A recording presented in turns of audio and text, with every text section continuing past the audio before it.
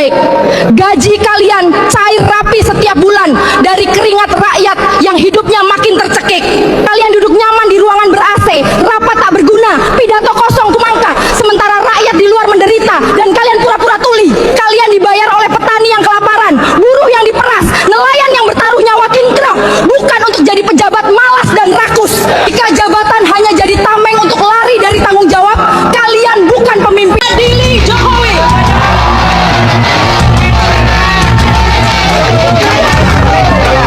Tanggal 17 tokoh-tokoh akan berkumpul merumuskan kasus-kasus yang akan diangkat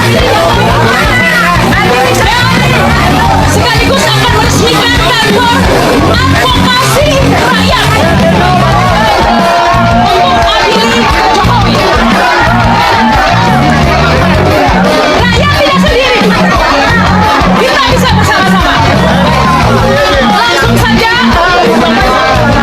Langsung saja ini kesempatan pertama saya berikan kepada yang punya gawe. Salam juga.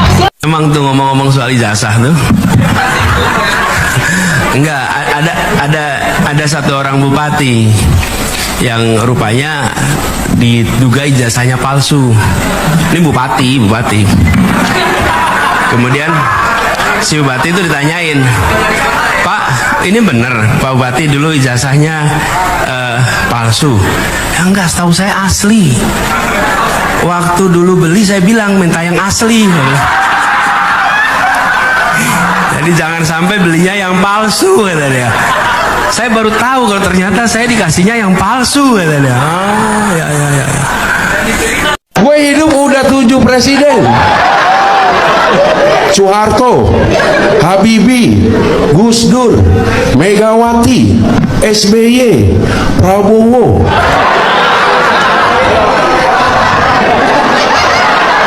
Kelewatan ya Jokowi ya? Menurut lo kelewatan gak Jokowi?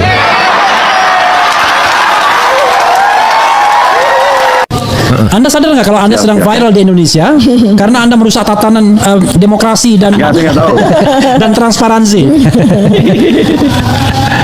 Halo? Saya nggak tahu itu. Oh, nggak tahu itu. Oke. Bro, kita bisa bertanya kepada Anda gantian ya. Kita nonton di sebuah YouTube, Anda menyatakan soal Gibran yang entah kursus, entah sekolah, di-insert. Kemudian Anda bilang itu insert, nggak ada kaitannya sama UTS dan lain sebagainya. Sebelum saya tanya itu lebih lanjut, setelah interview itu, Anda banyak ditelepon orang atau banyak diintimidasi orang? Dua-duanya. Dua-duanya. Bener nih ada intimidasi. Ada juga di telepon ada. Oh, ada yang cari waduh, yang cari gara-gara ini katanya. Dari biasalah termul. Oh, termul. Itu istilah termul itu sampai sana juga rupanya ya, sampai sini juga. Betul. Oke, so far mudah-mudahan so good ya, karena ini yang paling penting untuk pemirsa kita, bukan diantara kita ya. Nanti kalau ada komplain dari mereka kita akan perbaiki coba. Barangkali Mas Roy yang akan penasaran untuk nanya atau Dr. Tifa yang pertama kali, silakan Mas Roy. Iya. Ya, Pak Iksan, salam kenal, salam hormat. Kita sesama FDI nih, Mas. Ya. Pertama begini, jadi memang saya sama Mas Roy itu sejak 2022 sebenarnya sudah curious ya dengan kejanggalan dari riwayat pendidikan Gibran, dan terutama dari klaim ya bahwa dia itu melanjutkan sekolahnya sejak SMP itu di Singapura dan di Australia. Nah, tahun 2022 kita mulai gaungkan di internet begitu. Tapi memang karena ini sesuatu yang sangat nggak jelas gitu ya. Jadi kita pun juga meraba-raba apa sih yang dimaksud dengan UTS Insert itu gitu. Jadi kita coba sekarang ini kita seriusi sejak kemudian Gibran ini kemudian menggunakan klaim-klaim jenjang pendidikannya sampai memperoleh jabatan sebagai Wapres. Ini kan menjadi sebuah presiden yang sangat buruk, andai kata ternyata terbukti berdasarkan penelitian yang saat ini sedang kita lakukan terbukti palsu gitu ya. Jadi saya mohon klarifikasinya dan informasi tambahan untuk membuat penelitian kami menjadi lebih valid ya, Bro Iksan ya. Silakan. Nah, setahu saya ya, InSearch sama UTS itu dua organisasi yang beda, tapi punya link. Punya link. Kalau InSearch itu adalah tempat belajar bahasa. Kalau UTS itu adalah University of Technology of Sydney, sebuah university. Kalau InSearch bukanlah university, tetapi InSearch juga punya link sama UTS. Itu mereka menyelenggarakan program foundation study, yaitu mahasiswa-mahasiswa yang mau melanjutkan sekolah ke UTS dan di training dulu di InSearch itu foundationnya. Tapi belakangan ada program-program UTS yang dilaksanakan oleh InSearch, seperti short program itu ya, seperti short courses 6 month atau 1 year courses untuk UTS yang dilaksanakan oleh InSearch. Betul, mereka punya hubungan, tapi InSearch adalah InSearch Language Center, sedangkan UTS University of Technology Sydney. Betul, mereka punya link, tapi kalau di InSearch ini itu bukan belajar di university, bukan university study. Nah, itu yang saya tahu. Dan pada waktu saya bawa Gibran jalan-jalan di kota Sydney, waktu itu saya lupa tahunnya itu ya. Kalau nggak salah itu jauh sebelum COVID gitu ya. Waktu Pak Jokowi berkunjung ke Australia. Izin Pak Iksan. Australia. Kalau tidak salah, ini Roy Pak Iksan, salam kenal juga. Ya. Kalau nggak salah itu 16 sampai 18 Maret 2018 Pak Iksan. Betul? Oke. Saya lupa tahunnya gitu ya, tanggalnya. Tapi tamu dari Indonesia cukup banyak ya, Jadi Konsulat Jenderal Republik Indonesia di kota Sydney menanyakanlah kepada warga-warga Indonesia, bisa bantu nggak kamu? Kalian ada bisa bantu nggak yang punya waktu? Kebetulan pada saat itu saya ada waktu luang. Saya bisa bantu untuk nganter-nganterin pakai mobil gitu ya.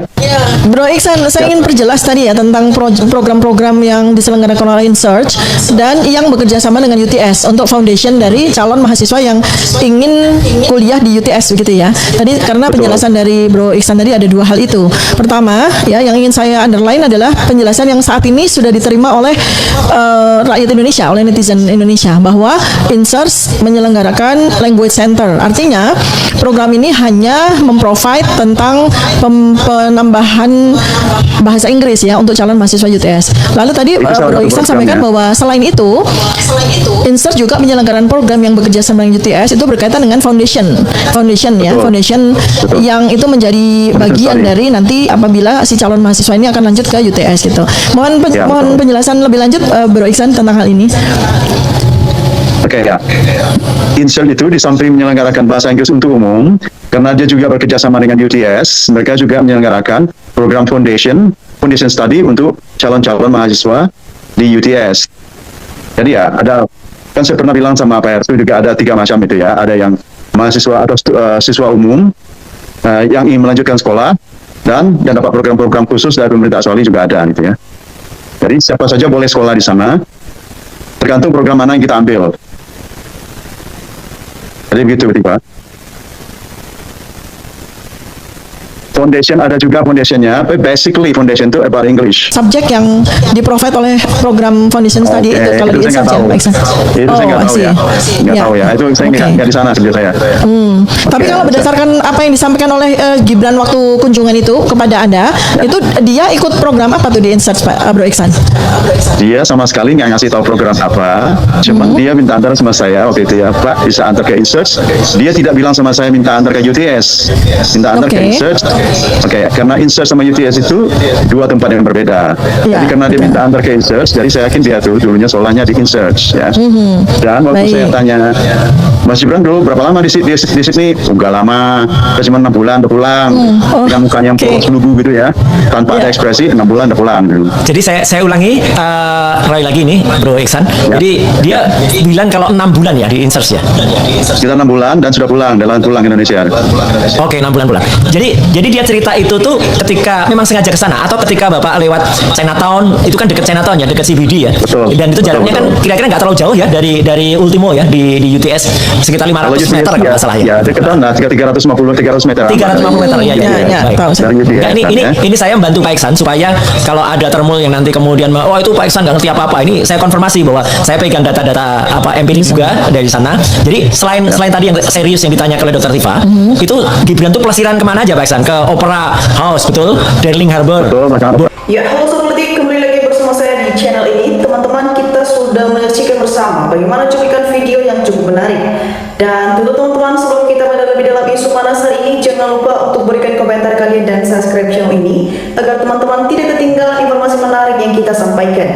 Teman-teman, di cuplikan video kali ini kita disuguhkan sebuah tayangan yang sangat menarik dan tengah menjadi buah bibir publik, di mana teman-teman isu lama yang kembali mencuat dengan bukti-bukti baru yang mengejutkan, yaitu teka-teki seputar riwayat pendidikan dan kasihan ijazah dari wakil presiden kita, yaitu Gibran Raka Buming Raka. Ya teman-teman semua, belakangan ini beredar cuplikan diskusi seru yang dipandu oleh Bung Refli Harun bersama Mas Roy Suryo dan Dr. Tifa. Yang menarik di sini teman-teman, mereka menghadirkan sosok saksi kunci bernama Pak Ihsan Katonde, ya warga Indonesia di Australia yang secara sukarela sempat menjadi sopir dan mengantar Mas Gibran selama kunjungan di Sydney beberapa tahun silam, ya tepatnya sekitar Maret 2018 silam. Ya di sini teman-teman, kesaksian dari pihak Ihsan ini sungguh membuka mata kita semua yang selama ini publik disuguhkan klaim bahwa Gibran menempuh pendidikan tinggi di Universitas of Technology Sydney atau UTS. Ya namun Pak Ihsan membeberkan fakta yang berbeda. Ya saat itu Gibran tidak meminta diantar ke kampus UTS, melainkan ke sebuah lembaga kursus bahasa bernama UTS Insert. Ya teman-teman, perlu sobat politik ketahui, UTS Insert dan UTS Universities adalah dua institusi yang berbeda. Ya Insert pada dasarnya adalah pusat pelatihan bahasa Inggris dan program foundation bagi calon mahasiswa, ya dan bukan sebuah universitas. Ya ditambah lagi teman-teman, saat Pak Ihsan bertanya berapa lama ia di Sydney, ya Mas Gibran dengan berlugas menjawab, enggak lama, saya cuma 6 bulan, habis itu pulang. Ya teman-teman, fakta kuliah 6 bulan di lembaga kursus bahasa ini lah yang menjadi senjata bagi tim Roy Suryo dan kawan-kawan untuk terus menggali keabsahan latar belakang pendidikan sang wapres. Ya teman-teman, akibat kejujurannya membeberkan cerita ini di ruang publik, Pak Ihsan bahkan mengaku sempat mendapatkan berbagai intimidasi dan telepon dari pihak-pihak yang tidak dikenal. Nah teman-teman semua, hal ini tentu memicu gelombang kritik dari netizen. Banyak yang menanyakan bagaimana posisi strategis sebagai pemimpin bangsa terkesan dipaksakan tanpa adanya transparansi latar belakang yang matang. Ya teman-teman, kita melihat di sisi lain gaya komunikasi Mas Gibran yang dari dulu hingga sekarang dinilai minim ekspresi dan kerap menjawab pertanyaan publik dengan kalimat singkat seperti biasa saja. Ya ini semakin membuat sebagian masyarakat merasa tidak puas dengan kualitas kepemimpinan yang ditampilkan. Ya namun teman-teman, sebagian masyarakat yang cerdas, kita tentu tidak boleh langsung menelaah mentah-mentah atau mengambil keputusan sepihak. Ya kita memang bukti-bukti yang dikumpulkan tokoh ini valid, biarlah mekanisme hukum dan transparansi hukum yang membuktikan kemudian hari. Ya teman-teman, bagaimana tanggapan kalian mengenai kesaksian mengejutkan seputar studi 6 bulan Mas Gibran di Sydney ini? Apakah hal ini akan menggeling menjadi bola salju yang mengancam posisinya, ataukah hanya riak publik biasa? Mari teman-teman, kelola diskusi yang sehat. Jangan lupa untuk berikan pendapat dan share video ini ke teman-teman kita yang lain agar banyak yang memberitakan politik. Di sini juga teman-teman, kita melihat ada beberapa tanggapan netizen terkait isu polemik ini, dan mari kita lihat bersama teman-teman bagaimana perkembangannya. Ya teman-teman, di sini disampaikan oleh teman kita Adi Sunarno. Di sini dia berpendapat beberapa kasus korupsi menyempet Jokowi, jaksa hakim diam.